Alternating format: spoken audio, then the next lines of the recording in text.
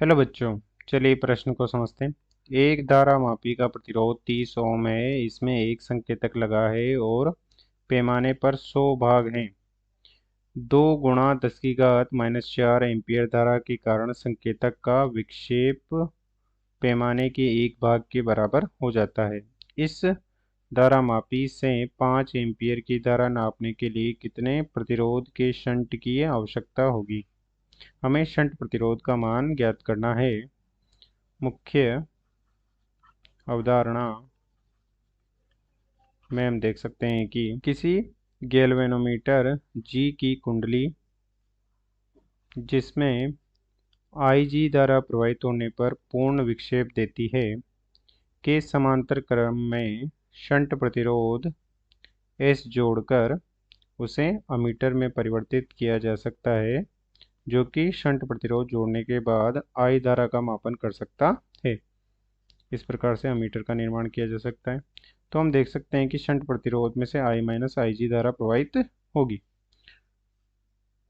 तथा हम देख सकते हैं कि शंट प्रतिरोध को गैल्वेनोमीटर की कुंडली में समांतर क्रम में जोड़ा गया है, तो दोनों के सिरों पर विभव समान होगा, जो कि हो जाएगा IG गुणा G बराबर हो जाएगा I - IG गुणा S, जो कि हो जाएगा S बराबर IG गुणा G बटे I - IG, जो कि इस अमीटर में जोड़ा गया शंट प्रतिरोध का मान है। तथा हम देख सकते हैं कि IG से पूर्ण विक्षेप देता है IG से पूर्ण विक्षेप देता है, और माना कि इसमें X गैल्वेनोमीटर की कुंडली में के पैमाने पर X विक्षेप हैं, X भाग हैं, तथा प्रत्येक भाग में IG डैश धारा प्रवाहित हो सकती है। तो हम IG को लिख सकते हैं X भाग गुणा प्रत्येक भाग में प्रवाहित धारा IG डैश। तो ये तो हो जाएगी प्रत्येक भाग की धारा, प्रत्येक भाग के लिए धारा, तथा उस कुंडली उसमें विक्षेप में कितने भाग हैं, भागों की संख्या। इस प्रकार से हम कुंडली में प्रवाहित IG धारा को भी विभक्त कर सकते हैं।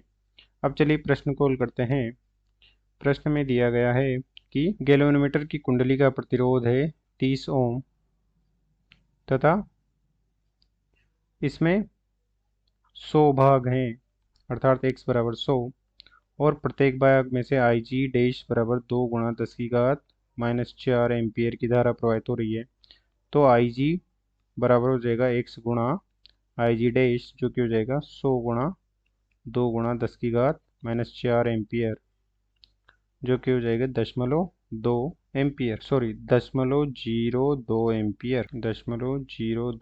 एम्पीयर तथा हमें इसे I बराबर 5 एम्पीयर के अमीटर में परिवर्तित करना है।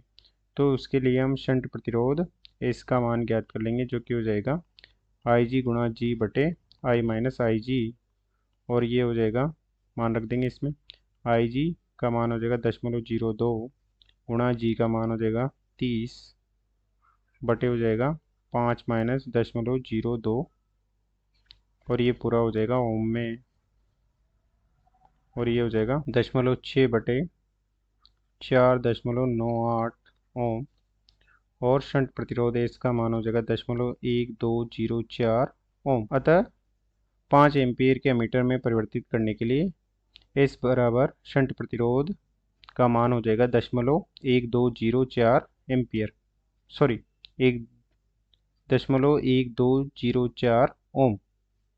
हमें इतने शंट प्रतिरोध की आवश्यकता होगी।